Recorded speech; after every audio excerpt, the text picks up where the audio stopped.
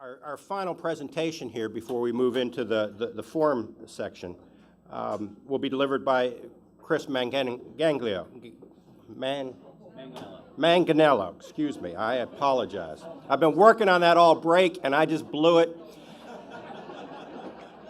Fortunately, this is my last introduction because I think Paul just fired me anyway. So, Chris is the policy director at the Georgia River Network in Athens. He has spent his lifetime researching questions about water, particularly in coastal Georgia and the South. He received a PhD from the University at Georgia under the direction of Dr. Paul Sutter, where his dissertation was awarded the Rachel Carson Prize by the American Society for Environmental History. His new book, Southern Water, Southern Power, has received much acclaim and continues to explore the questions of water in the South, of which we're going to hear so much about today. He has taught at Georgia Perimeter College and the University of Georgia, but he blends as a public history persona and working more on the immediate questions of policy today. He balances the Academy, though, continues to publish, has published an article in the Environmental History of the American South that has been frequently cited here, and has also published in the Journal of Southern History, the Journal of the History of Biology and Southern Cultures. And he also reaches a wide audience, and one of the younger, new generation, I won't say younger, but what we see increasingly a new generation of academics who is engaging the public seriously and thoughtfully through online blogs. And he edits the blog Georgia Water Wire. Today he's going to talk to us about the people who came together to produce the Coastal Marshlands Act of 1970. So please join me in welcoming Chris Managaniello.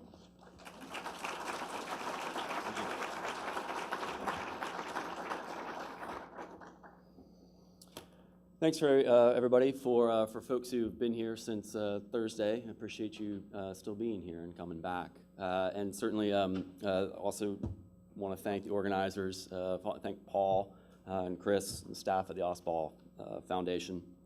When Paul approached me for this project a couple years ago, I would be actually have presented something very differently if he had contacted me a month earlier. That Southern Cultures piece wrote about kind of the fisheries in the Savannah River I kind of was in process to get published with Southern Cultures. So I kind of had to come up with another project, and I had known that I wanted to write about the kind of the politics of the environment and the coastal plain. And I kind of cast about, I don't know if folks here are familiar with the name Ogden Doremus. He was a lawyer from Metter and Savannah, and was very involved in kind of environmental politics in the 70s, 80s, and onward. And I couldn't kind of break the resources and get into any kind of material there. So I kind of had to cast about for something else to write about. But the Coastal Marshlands Protection Act, which I'm going to talk about today, was kind of what was also in my mind. And at the time, I also was aware that Mark Finley, who had helped kind of be the brainchild behind this, he had been working on a long project. He kind of called it the Osball manuscript. And through Paul and Chris and Mark Finley, they graciously allowed me to take a look at this manuscript because of my interest in writing about the Coastal Marshlands Protection Act. And so of this kind of longer manuscript that Mark had produced, there was a pretty sizable chunk about the Act and the Marshlands Bill. And I read the manuscript, and I had kind of already started to look at some of the resources that were out there, and kind of realized that Mark had written a pretty good chunk of this. So a lot of the, I would say, a pretty big chunk of what's going to be published in this kind of the proceedings of this conference, a good chunk of that is from Mark. I did a lot of my own research, looked at a lot of the same kind of primary sources that Mark looked at, the kind of the introduction and conclusion are really all my own, but what I am thankful that I can be a part of helping bring some of Mark's work into daylight. And I will say that kind of every time I ran into Mark, which would usually be at a conference or some sort of workshop like this, that was usually only kind of half of his purpose for being there. He always seemed to have like an alternative purpose to go sit in the archive and do research for the other half of wherever we were.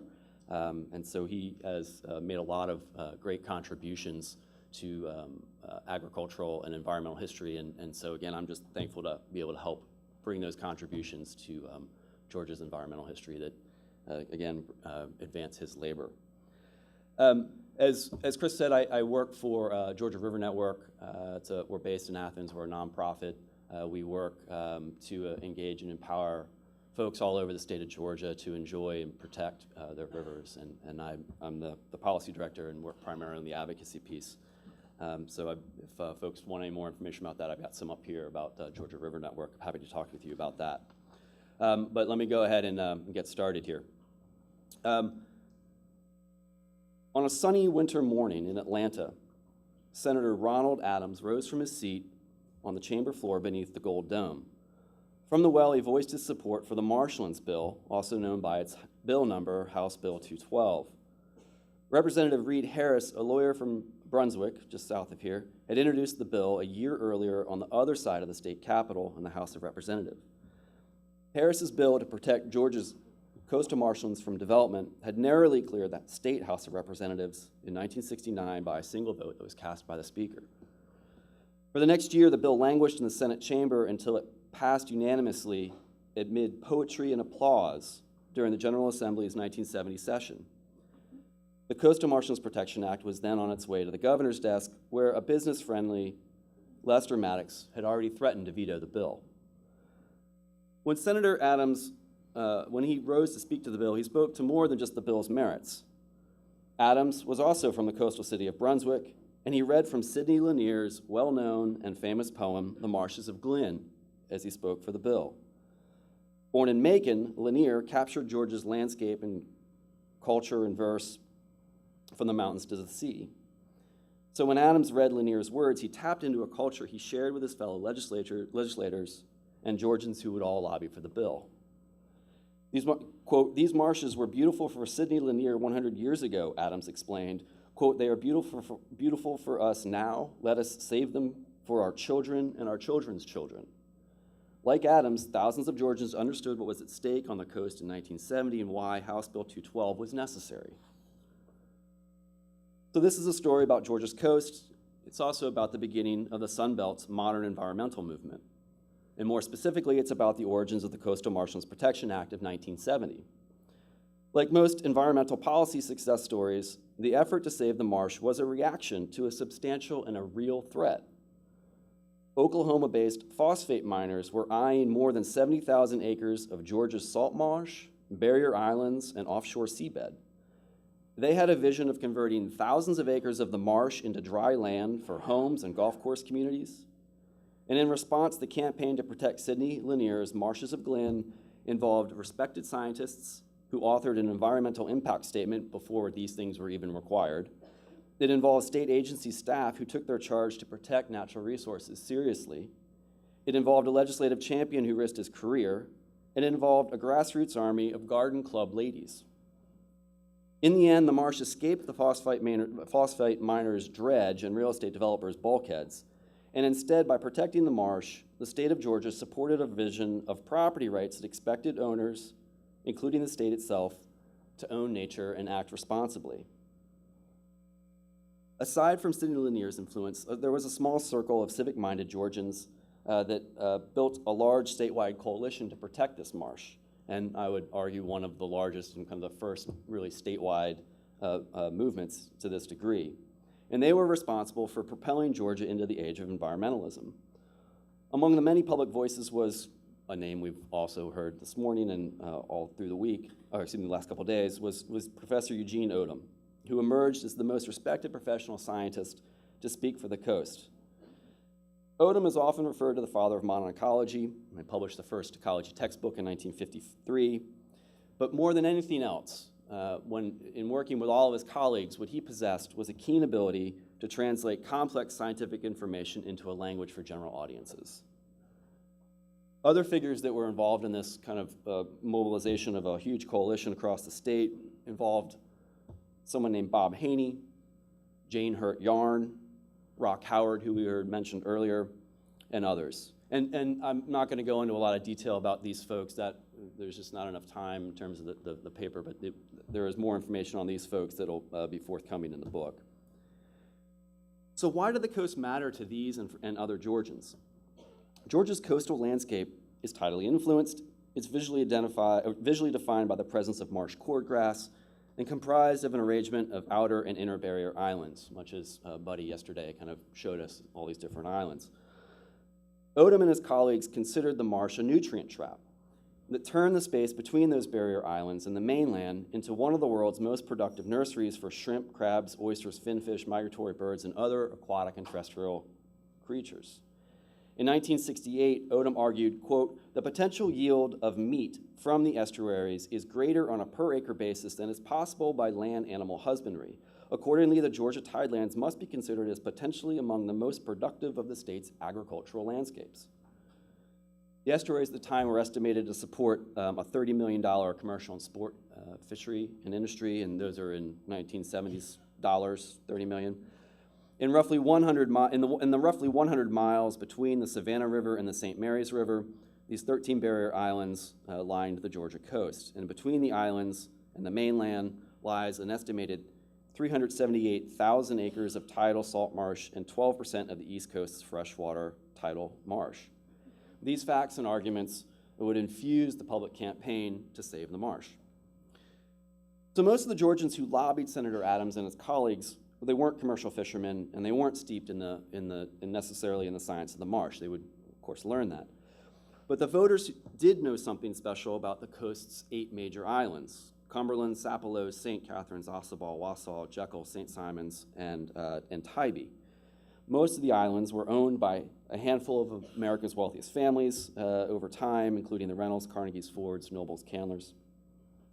And regardless of science and avocation, hobby, or socioeconomic status, the visitors and residents to Georgia and from Georgia knew what was special and important about the Empire State of the South's coastline.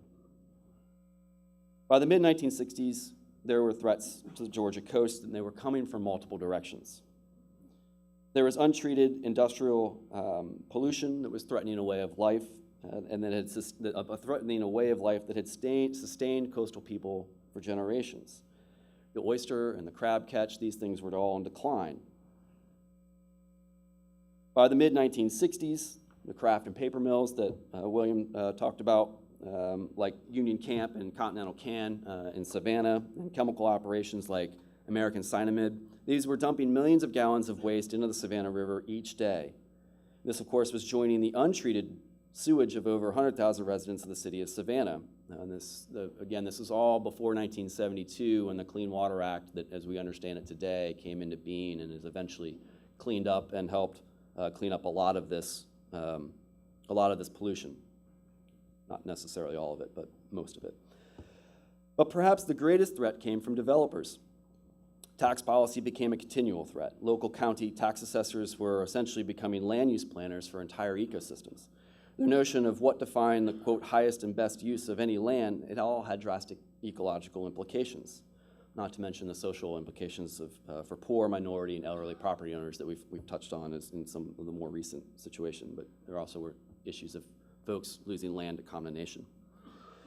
Other developers envisioned roads. In 1965, planners with the State Highway Department submitted a proposal for an island-hopping scenic highway that would connect Tybee, Wausau, Ossabaw, St. Catharines, and Jekyll, right? Imagine a causeway down the coast is what they were discussing, which would, of course, kind of provided this kind of potential loop with the I-95 that they were building for folks to get on. And real estate developers were, of course, very eager to develop the coastal region, and they wanted to replicate successes in places like success in their minds, at places like Hilton Head in South Carolina and Marco Island, which seemed to instantly attract tourists and increase the tax base. Altogether, for many Georgians, the coast faced a wide range of predators, as one writer summed it up. Quote, foreign chemical manufacturers, heavy industry, developers who now have whole recreation cities on the drawing board. These were the threats that were clearly being articulated. And Eugene Odom agreed to a particular point. Quote, we're being invaded, he said. The carpetbaggers are coming back, and we're not prepared to manage the associated development and all the environmental impacts. And he said this at kind of one of his early famous kind of teach-ins on the environment and ecology. So while hunting and fishing and conservation organizations had existed in Georgia before 1965, there were no organizations advocating for Georgia's land, air, and water in kind of a cohesive or statewide process. This would change in 1966 when the environmental movement in Georgia would reach a new level of organization. A high school teacher named Bob Haney and a congressman named James McKay both connected in Atlanta in the mid-60s. And they both became convinced that it was time to form a new organization to, quote, understand and guard the total environment. McKay would obtain a grant from the National Office of the Nature Conservancy to fund Bob Haney's initial 6-month contract to get a new statewide nonprofit organization up and running. That organization exists today and is known as the Georgia Conservancy. The early work of the Georgia Conservancy coincided with the formative months of another new state agency called the Georgia Natural Areas Council. Beginning in 1961, another prominent kind of person in these early stages of environmentalism in Georgia was a professor from Georgia State College named Charles Wharton. Charlie urged the state government to more actively protect valuable areas, and he provided evidence that other states had taken such steps to avoid these problems. There were a few state legislators, including 2 future governors, Jimmy Carter and Zell Miller, who embraced this idea, and Miller would actually go on to introduce in 1966 a law to establish the Georgia Natural Areas Council.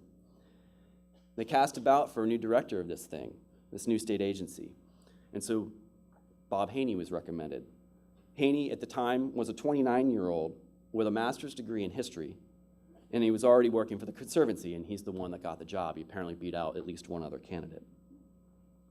And while several of the council's early projects were in the Atlanta area, Haney would soon expand its mission to include engagement with Georgia's coast. And so he started traveling the state, both as he was working for the Conservancy and also for the Natural Areas Council, and he would begin building relationships with folks of like mind. And perhaps the most influential and powerful person that he met was Jane Hurt Yarn.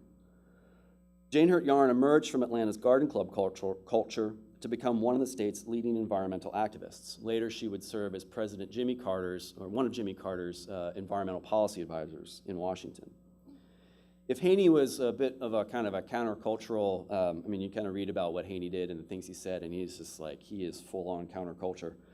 If he was this kind of countercultural visionary, then Jane Hurt Yarn was really kind of the higher society person with the network and the thick contact book.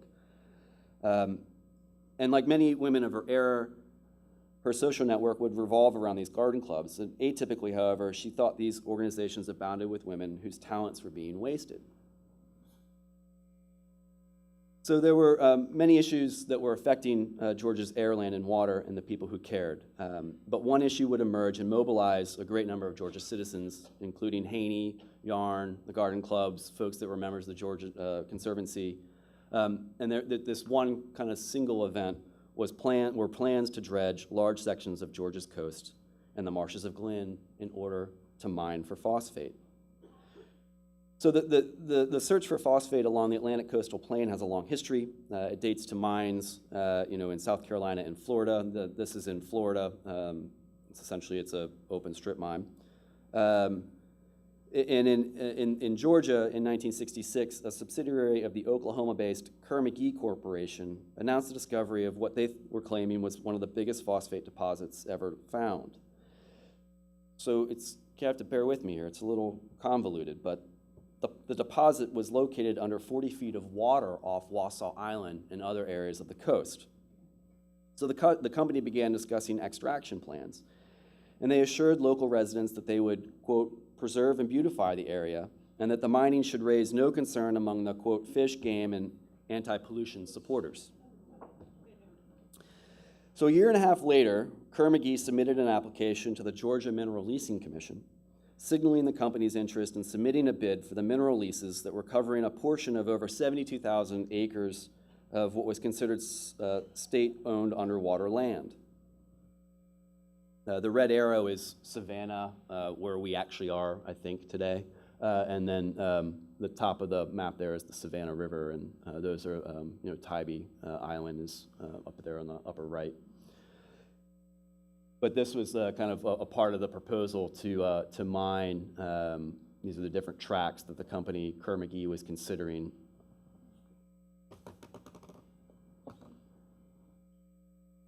These tracts here were among the tracts, and then of course in the actual marsh itself is where the company was also proposing to dredge. So the company planned to mine the minerals from the coastal seafloor, as deep as perhaps 100 feet below the ocean's surface.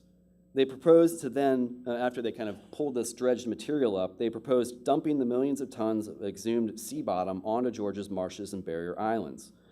The company boldly suggested that this overburden, as it's called, which is this dredged material, once you've removed the phosphate minerals from it, that this kind of dredged material could be used to expand the landmass of the Georgia coast, beginning with the expansion of Little Tybee Island.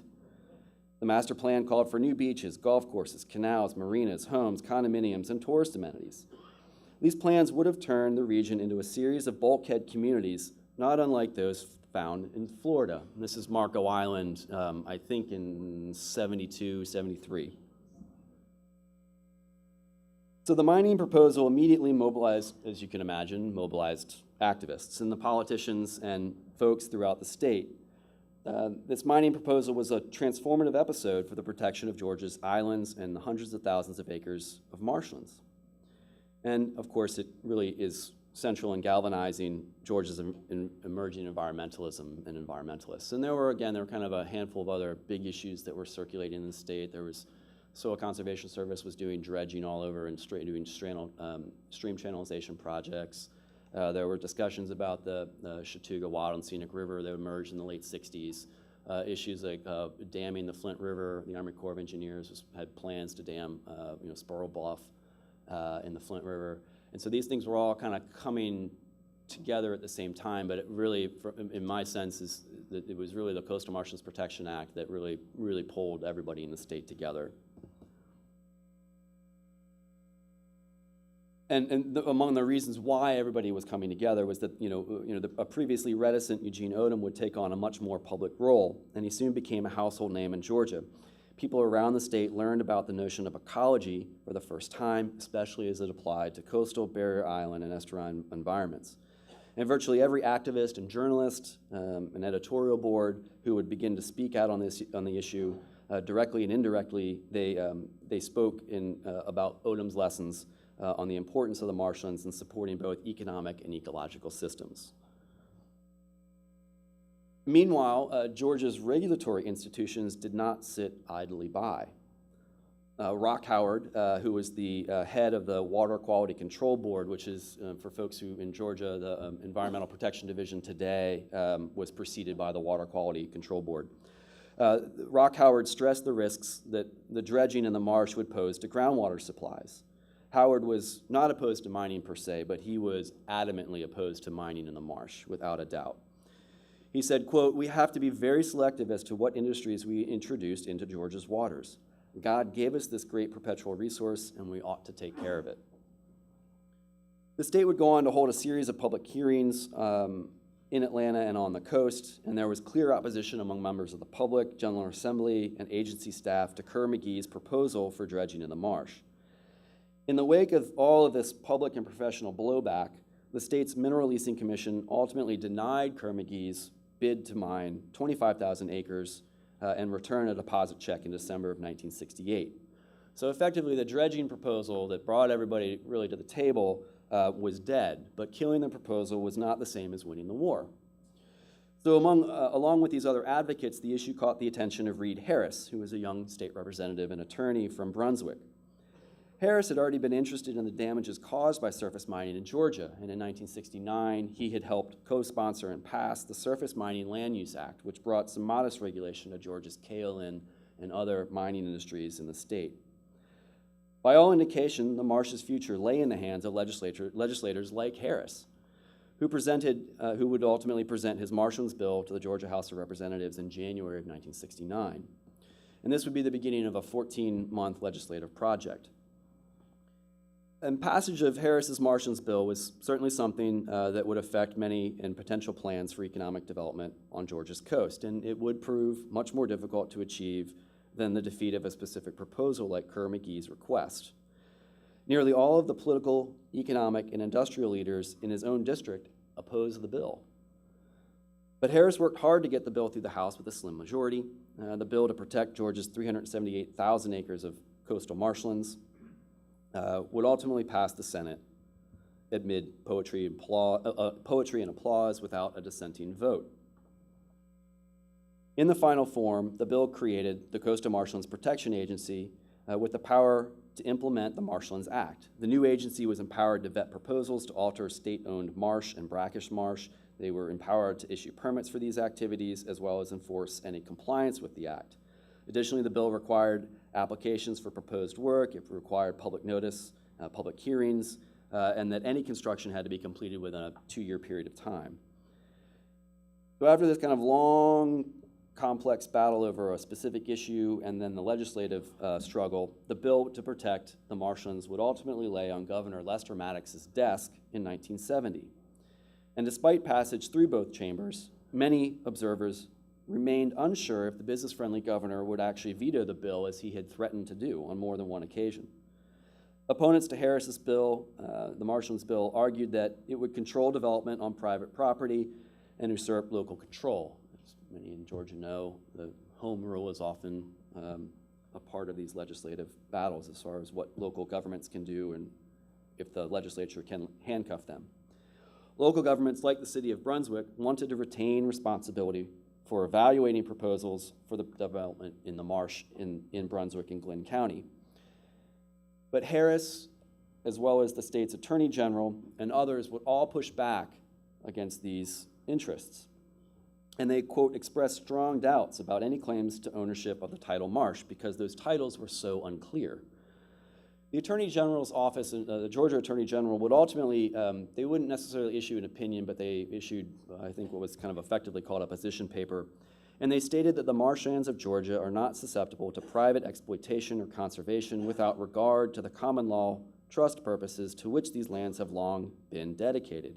In other words, the marsh really effectively was the responsibility of the state, and the state had the responsibility to manage that resource in the public trust.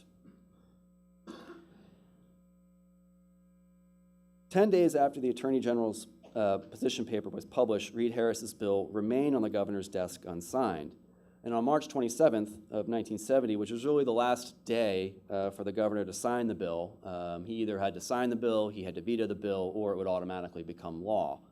And as you can probably guess, most governors like to take a position on something as significant as this, so just letting it pass wasn't going to happen. On March 27th, all of the bill's supporters were summoned to the governor's office by Maddox's executive secretary, Zell Miller. They did not know, they hadn't really been communicated to them whether or not the governor was actually going to sign the bill. But with everybody in the room, Maddox explained that he understood it was a controversial bill, that he had had a lot of conversations about the bill with people, and in Reed Harris's memoir, Harris says that, Maddox said something to the effect, Eugene Odom is kind of this kind of global force, and so if I kind of have to listen to him. And also, again, like Jane Hurt Yarn had kind of turned up the political screws and had also had this massive letter campaign that Maddox claimed had produced enough letters to fill 3 barrels. And so he just really had this kind of tremendous public pressure, and in the end would ultimately concede, and he signed the bill. Some say he kind of graciously passed the pens around after the signing. Others say he threw the pens over his shoulder. So,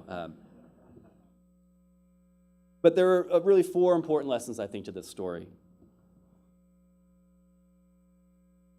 The first is really about property rights, or more specifically, really owning nature responsibly. The marsh is technically owned by the state and is protected in the public trust. So this was really a fight to save the marsh. This was not really about the uplands. It was not about the rivers. It was really ultimately, would the marsh's fate be determined by a few property owners, namely industrial interests in Brunswick and Savannah, and their claims to the marsh? Or would the marsh live on as property protected by the state for the people of Georgia, including many who were still dependent upon the marsh for their own economic betterment? In the end, the state did not support a vision of property rights that accepted an anything-goes future. Instead, the state accepted a role to protect the public trust and a vision that expected property owners, including the state itself, to act and own nature responsibly. Even Eugene Odum understood this to a particular degree when he said, "The question is not who owns the coastal area, but who's responsible for it." A second lesson is that this campaign to protect the marsh was George's role, as I've said before, was really this first kind of moment of modern environmentalism, and it was really the major environmental campaign in the Sun Belt South. Campaigns to save the Flint River from dams and the Chattahoochee River from sewer lines would follow. And as I mentioned, of course, when we ended up with the Chattooga National Wild and Scenic River, and there were other issues as well in the 70s. And in each case, Georgians would rally to protect beautiful landscapes forever while promoting healthy communities. A third lesson is that the Marshlands Act was really a critical piece of reactionary legislation, and it protected the marsh. I often find myself kind of in conversation with folks. It's like, well, you know, environmentalists, it'd be great if you all like did some proactive legislation or something like that. And I've thought about that like long and hard now for the last couple of years, and I'm actually not convinced that really any legislation is proactive. I think legislation by nature is a response to a problem. And certainly this is a situation where you can argue it was proactive in the sense that this Coastal Marshlands Protection Act, you know, prohibited marsh development, but again, it was in response to a problem. But my assessment of the Coastal Marshlands Protection Act as far as, you know, passing and what it was intended to do, it should also not necessarily be construed to mean that the Marshlands Act was or remains perfect. No legislation, its implementation, or on-the-ground enforcement will be perfect. But I do think that the Marshlands Act also asks Georgians to stand at the edge of the marsh like Sidney Lanier had stood at the end of the marsh. But I would argue perhaps to stand with their backs to the marsh and to look landward, because that is where the fate of the marsh can be found. Odum and others essentially thought like a watershed. What happens on the land, in the forests, in agricultural operations, and at the mega industrial sites, many of which are still not developed, along the state's 70,000 miles of rivers, creeks, and streams matter for the coast. History tells us that the Marshlands Protection Act protected one part of the whole. It protected the marsh. But it also, I think, tells us to look upstream to the other part to ensure that the marsh and the whole system survives. And I think it's important to remember that, you know, Odum thought in systems, but he also was very direct in thinking like a watershed. You know, if Aldo Leopold thought like a mountain, I think we can make the argument that Odum thought like a watershed. So the final lesson, aside from this kind of owning nature responsibly, to other than a lesson of the emergence of Georgia's environmental movement, other lesson of kind of where we're supposed to kind of go from the Coastal Marshlands Protection Act, I think that the final lesson is that science alone did not influence the politics. The arts influenced the legislators. When Senator Ronald Adams referred to Sidney Lanier's Marshes of Glen during the floor debate for Harris's Marshlands bill, he illustrated one reason why saving the marsh was actually really an easy lift. In 1970, nearly every grown adult who had attended primary school in Georgia had probably memorized Lanier's lyrical homage to the coast. When Rock Howard, for example, was asked to review an early version of Harris's proposed bill, he recommended, quote, "The term wetlands be dropped in the favor of the designation marshes, a term we use commonly and about which poetry is written." And again, this is a state regulator, giving the thumbs up on how to get this legislation through. Because many Georgians, like Rock Howard and of the Water Quality Control Board, knew the poem, they identified with the coast and the Golden Isles, even if they had never visited the place. And because they identified with the coast, they knew they had to speak for the marsh that had so clearly spoken to Sidney Lanier. So in closing, I find it appropriate that the kind of one of the largest artificial lakes in the state of Georgia that supplies more than a third of Georgia's population in metro Atlanta with drinking water was also named to honor Sidney Lanier.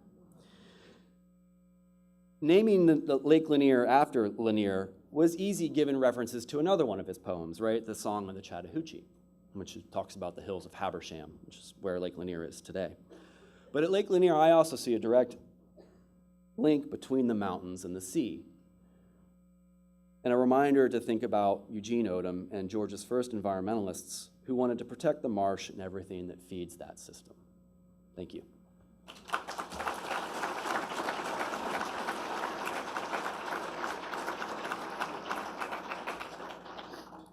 Given the dynamic nature of salt marsh and the tendency for it to move in and out as things change, and the likelihood with ocean rising that it's going to move into highland, does the Protection Act anticipate this, or does it define relatively static limits to the marsh?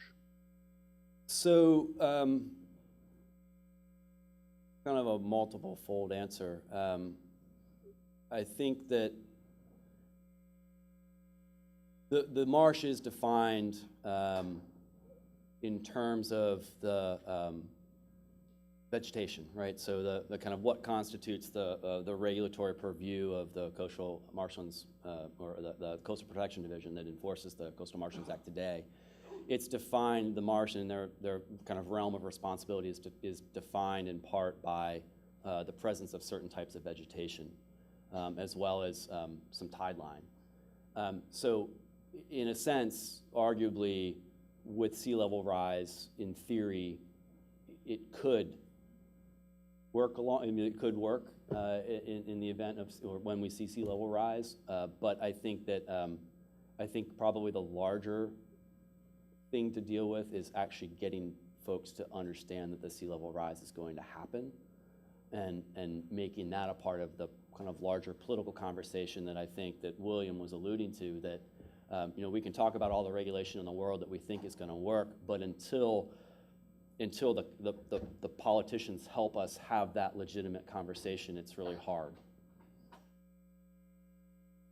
Oh, and I will say that I do think, to kind of just to follow on that, I think that as far as how to address climate change in Georgia, because I think you bring up a point I've been thinking about, and again, based on the work that I've done all over the state, that conversation is going to have to come from the coast. I mean, you know, it's not going to come from somebody in Atlanta. It's not going to come from me living in Athens. I can certainly talk about it and I can articulate what I think is important, but because I don't live here and because I don't influence those politicians who live here, my level of influence is limited. So I think that in Georgia, the dealing with climate change is going to have to come from the coast, and it shouldn't be that hard given what we've seen happen on Tybee Island recently and the quote-unquote nuisance flooding that's happening all over the southeast as well in Georgia. In some ways, it shouldn't be hard for us to start convincing our politicians.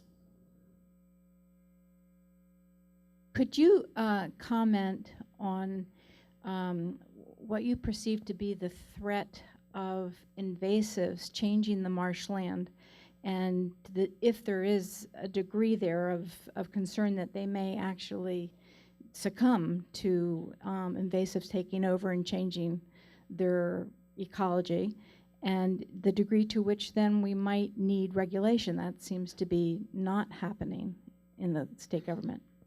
Yeah, this is probably a little bit in the realm outside of my capacity to really refer to or respond to in terms of specific species. That's this is where I say I was trained as a historian and not even in public in government and whatnot, but certainly not in science. I'm not sure how it's difficult to. In the big scheme of things, it's difficult, I think, to regulate for invasive species, particularly on a large scale. And so I'm not really sure what the best mechanism is going to be for that.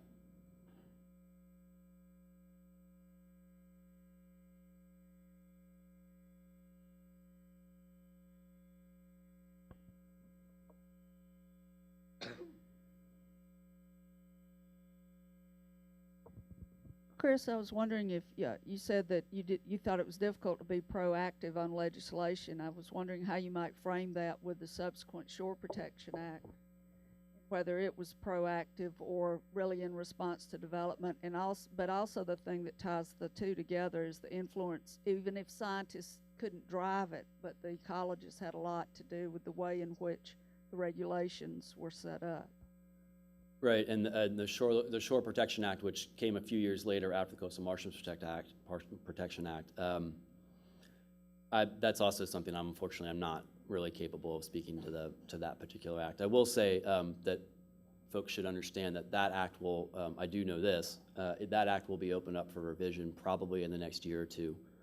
So just be paying attention to that in terms of how to anticipate maybe some of these questions about climate change and how those sorts of issues can be adapted to statute that was created 30, 40 years ago when we weren't kind of worried about some of these particular issues and that the issues have changed. I mean, we're certainly never going to see mining and dredging in the marsh.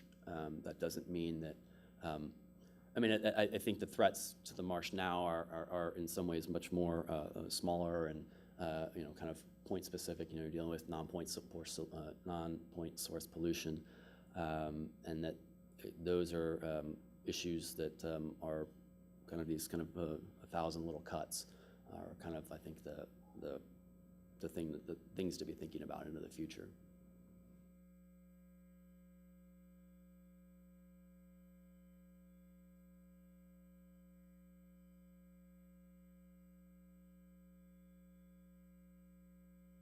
I just wanted to put in a plug. I think Rock Howard was wise to say if you were trying to get something through the legislature, they used the word marsh versus wetland.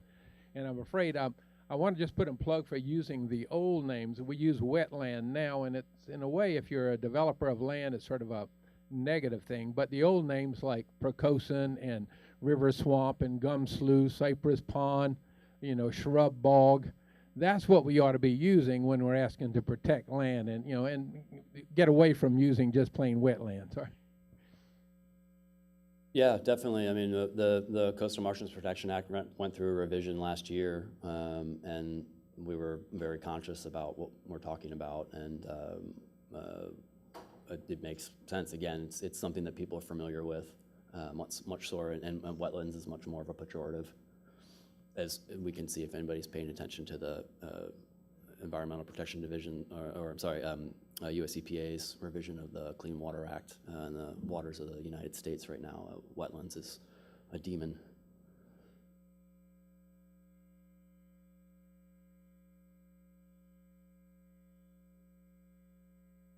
Yeah, just quickly, I don't have a question about it. Did want to let the lady know in the back that there is a coastal invasive species management area that is being headed up by a partnership. So there is a specific focus. The SISMA is the acronym, and you can get information through Georgia DNR. But there's a partnership, private and public folks working specifically on coastal invasive species. Thanks, Randy.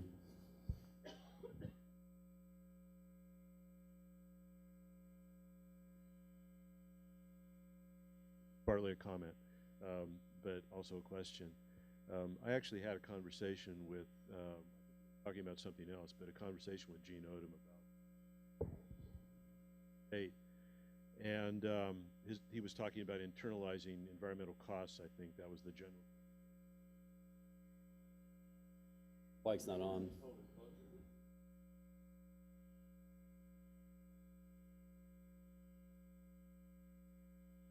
Can you hear me? Okay. So I had the conversation with Gene Odom about internalizing environmental costs, and actually him talking to me, a lot of conversations with Gene, that's the way it went. In fact, it almost always went that way. But he talked about this, and he talked about how convincing it was to those old crocs in the state legislature that marshlands had economic value, and how convincing it was that he could put a dollar value on that. I mean, this is really striking because we now talk a lot about ecological services, and we use computations of ecological services to make arguments about environmental protection. But to my knowledge, this is a kind of 1980s movement. So if there's another history here, and not only the specific one that you're talking about in the history of conservation in the Sun Belt, but also a larger history of the use of ecological services as part of a larger environmental argument or environmental movement argument. as well as a history of science thing. I mean, is there anything in the research that you've done that suggests that whether your words ecological services ever used, that suggests that Odom was thinking about that, or have you played it forward a little bit to see if this had any influence on this this kind of science as it developed in the 1980s? I think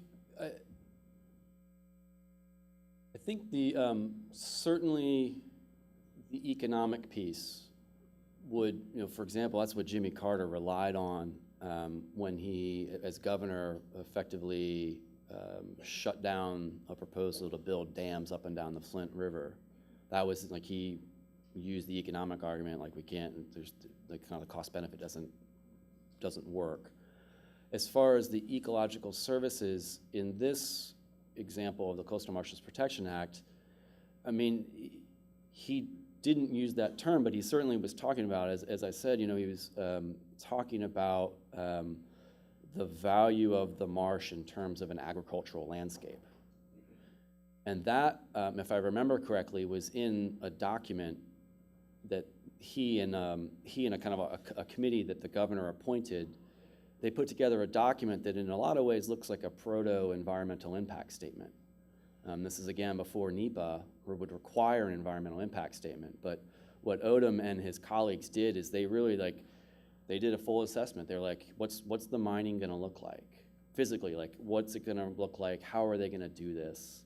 Of which I should say the technology to mine the marsh did not exist.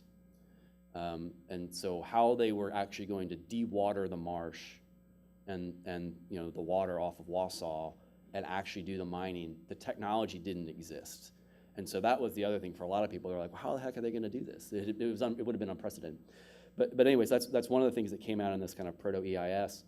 And that was where he made the comment about the specifics of the value of the fishery and the significance of what it provided in terms of energy flows and this kind of treating it like it was an agricultural field. To me, I was just like, wow, he's kind of thinking about this like it's a cornfield in terms of the what it provides from an economic standpoint, and that was an important service. I mean, I don't think he necessarily used that ecological service term, but I do think that. And this is a question I haven't done enough research into NEPA, which requires environmental impact statements today. That didn't come into being until 1970, and so I'm actually curious whether how many other of these kind of proto-environmental impact statements were taking place in other parts of the country, or whether or not how unique this even was, and that Odom was a part of it. I don't know if there's a piece there that also then kind of brings these environmental impact statements into kind of more vogue as being necessary to look at all these different aspects. And they would eventually, my sense too is that a couple years later, a similar thing would be done, obviously with the Cross Florida Barge Canal. I think that they did a kind of an equivalent of an environmental impact statement before those were technically required. So. What's really interesting about this, though, is not just I hadn't thought about that, but the environmental impact statement, but the fixing of a dollar value on what he didn't call this an ecological service apparently, but on something that the marsh does for humans, and I don't know whether that was new or actually also the relationship of Odom with his brother Howard, who right. does, and what kind of role ecological economics. Right. Played in this, but if one of the other histories, along with the one that you're talking about, that we might want to out here is the history of that idea, ecological services, using ecological services to assess the value of a particular landscape.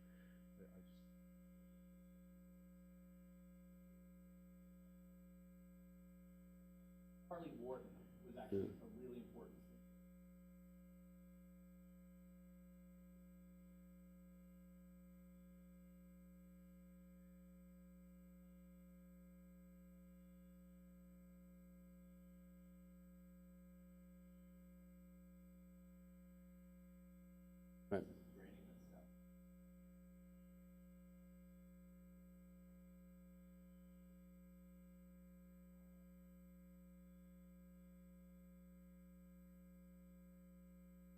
Take one more question. Ann?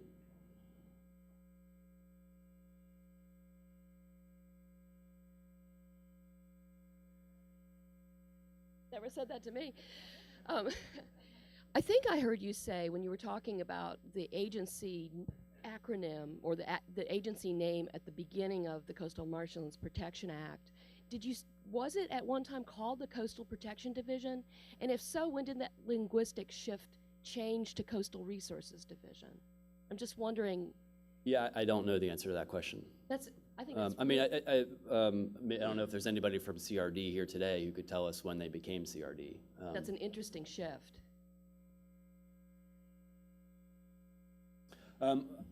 Thanks, everybody. I really appreciate conversation today, and I also appreciate all the panelists. It's been nice to see how all of you have kind of touched on water in one way, shape, or form, directly and indirectly, just to demonstrate that obviously the coast is on the coast, but it's this from Max's maps of like just this kind of all these rivers and creeks and streams, and all of like the way that people understood them and kind of projected them onto maps to talking about these living and working and leisure landscapes that all involved water, from oystering to recreation, to the kind of the spiritual nature of water as well. Water is an incredible resource, and as William was saying, it's not valued appropriately. Thank you.